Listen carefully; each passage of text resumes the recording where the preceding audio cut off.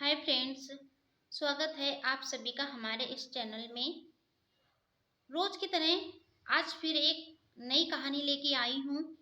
आशा करती हूँ कि आप सभी लोग अच्छे ही होंगे, स्वस्थ होंगे, मस्त होंगे। किसी गांव में एक रामू नाम का किसान रहता था। उसकी पत्नी का स्वर्गवास हो चुका था और वह बहुत ही निर्धन था। उसकी एक छोटी बेटी गुड़िया के साथ में वह अकेला अपने घर में रहता था। उसके पास खेत तो बहुत थे, लेकिन सूखा पड़ने के कारण सारी फसल बर्बाद हो चुकी थी। पानी समय पर फसल को नहीं मिल पाया, जिससे अच्छी फसल नहीं उग पाई और उसके पास खाने की कमी पड़ गई। उसके घर में खाने के लिए अनाज नहीं था। जो भी मजदूरी करके वो लाता, वही खुद अपना पेट भरता और अपनी बेटी का पेट पालन करता।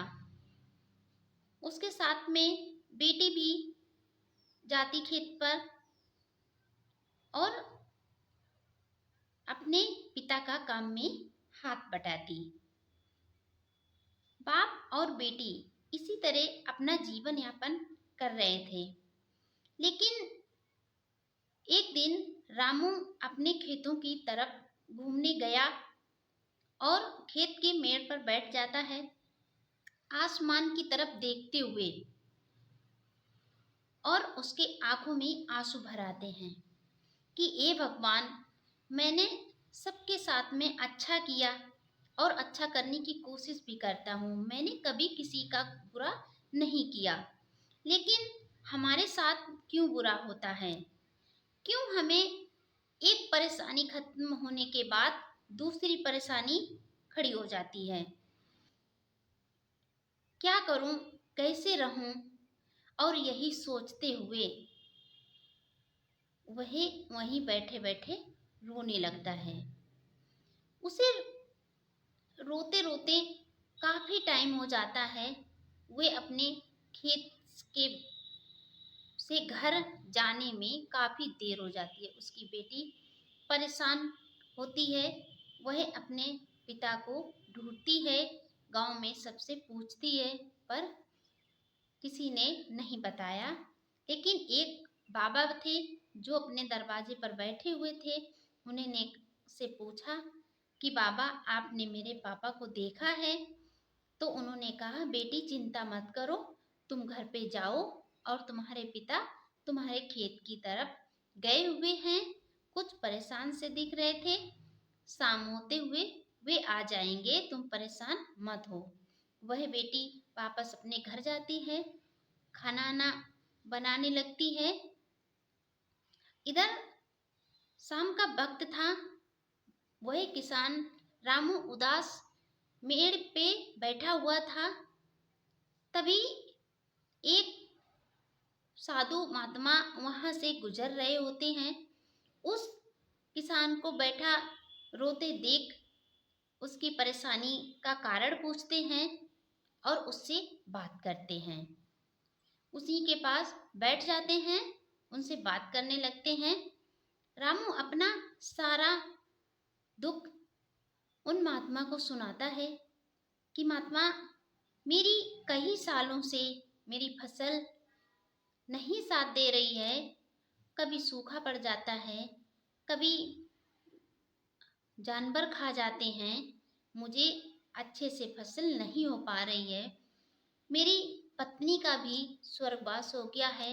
मैं और मेरी बेटी रहते हैं। मैं इतना नहीं कमा पाता हूँ, इतना नहीं जुटा पाता हूँ। मेरे पास इतना अनाज नहीं हुआ मेरे खेतों में।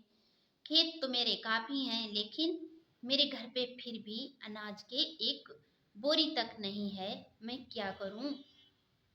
मैं बहुत ही दुखी हूँ महात्मा, मुझे कोई रास्ता नहीं सूझ रहा है। क्या करूं, क्या ना करूं? वह महात्मा उस रामू की पूरी बात सुनते हैं और उन्हें कुछ दिलासा देते हैं। उनसे कहते हैं, बेटा, परेशानी को देखकर परेशान नहीं हुआ करते। आज दुख है तो कल सुख भी मिल जाएगा। रात हुई है तो उसका सवेरा भी होगा। अगर सूरज अस्त होता है तो सुबह उगता भी तो है। हमें इतनी जल्दी हार नहीं माननी चाहिए। पर दवा काम नहीं करती, वहां पर दुआ काम करती है। किसी का भला करो, उसका आशीर्वाद तुम्हें मिलेगा। तुम्हारे दुख के दिन जल्दी ही खत्म हो जाएंगे। वह बेटा बाबा की बात अच्छे से तो नहीं समझ पाया, लेकिन उसके मन को तसल्ली मिल गई कि हमें कुछ ना कुछ करना चाहिए जिससे हमारे दिन बदल सकें, हमारे जीवन में भी खुशियां आ सकें। वह रामू वहां से अपने घर के लिए आता है और वह साधु महात्मा अपने आश्रम के लिए चले जाते हैं। जब वह बेटा घर पे आता है तो देखता है कि एक दिन उसके पास में ही एक काका रहते थे। उनकी झोपड़ी थी, वो हवा के कारण गिर गई थी। उनका जो छप्पर था वो टूट गया था, लेकिन उनका सहारा कोई नहीं था जो उन्हें मदद करे और उनका छप्पर फिर उसी तरीके से बना सके। रामू ने अपनी मेहनत लगाई और उनका छप्पर बनाया। बना के गांव के काफी लोगों को बुलाया और उसी तरीके से सही करके रखवा दिया। वह बूढ़े काका की खाट भी टूट गई थी। रामू ने उसे अपने घर से दूसरी नई खाट दी।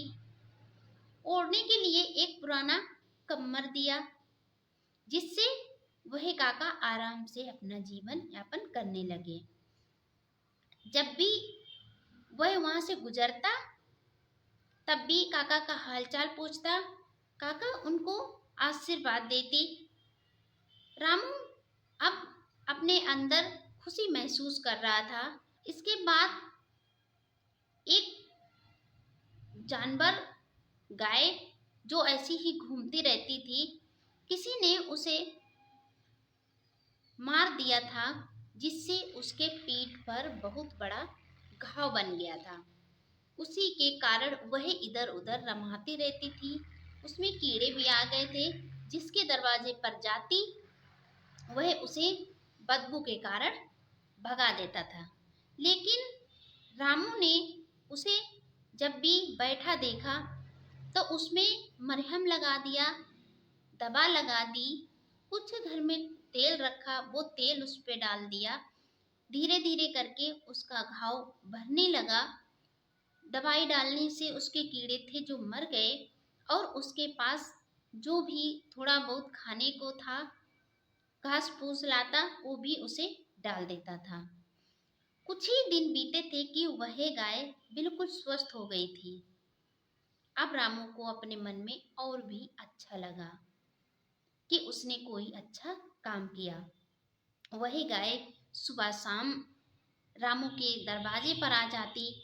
रामू उसे जो भी एक या आधी रोटी बच पाती थी वो उस गाय को दे देता था और हाथ जोड़ लेता था।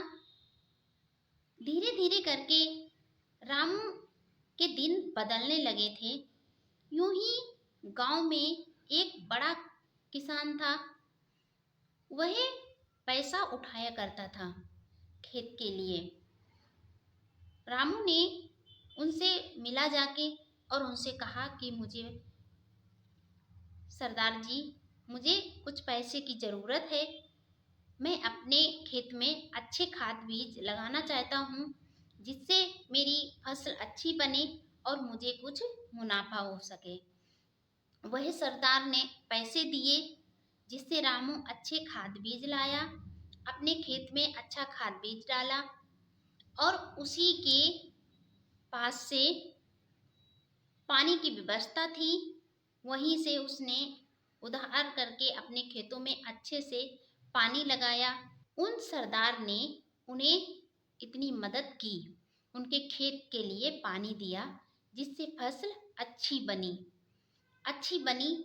जब वह तैयार हुई, रामू ने उसे ले जाकर अच्छी जगह बेचा, जिससे अच्छे खासे उससे मुनाफा हुआ, पैसे मिले और उसके दिन और भी बदल गए।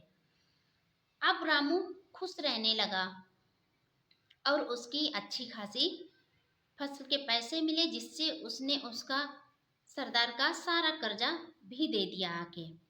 अब उसे अगली फसल के लिए काफी मुनाफा हो चुका था, जिससे वह तैयार अगली फसल कर सके।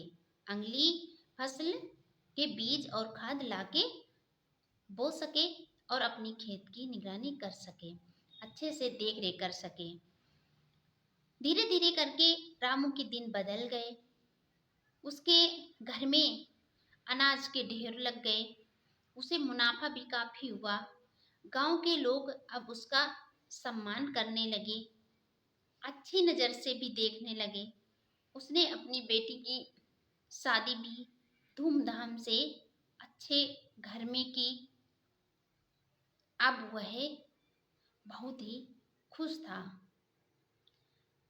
तभी कहते हैं कि जो काम दवा से नहीं बनता वो दुआ से बनता है। हमें हमेशा किसी ना किसी की मदद करनी चाहिए। जो मदद के लिए हैं उनकी मदद करें, इससे हमारे मन को खुशी मिलती है, हमारे मन को सांत्वना मिलती है और उसका आशीर्वाद भी मिलता है। इंसान हो या जानवर, जीवन सभी का होता है। अगर कोई कष्ट में है तो हम अगर उसकी मदद कर सकते हैं तो अवश्य करें। जीवन में चाहे जितनी परेशानियां हों, लेकिन हमें किसी की मदद करके हमारे जीवन को, हमारे मन को धैर्य और सांत्वना मिलती है, नई दिशा मिलती है, जिससे हमारा जीवन खुशहाल बन जाता है। इससे हमें यह शिक्षा मिलती है कि हमें दूसरों की मदद के लिए तैयार रहना चाहिए। करुणा और दया का बीज बोएं, हमें इसका फल अवश्य मिलेगा। आज नहीं तो कल मिलेगा। कहानी अच्छी लगे तो लाइक शेयर कमेंट जरूर करें, चैनल सब्सक्राइब करें। हाँ, वीडियो समय पर पाने के लिए बेल आइकन जरूर प्रेस कर दें। कहानी पूरी देखने के लिए आपका बहुत बहुत धन्यवाद।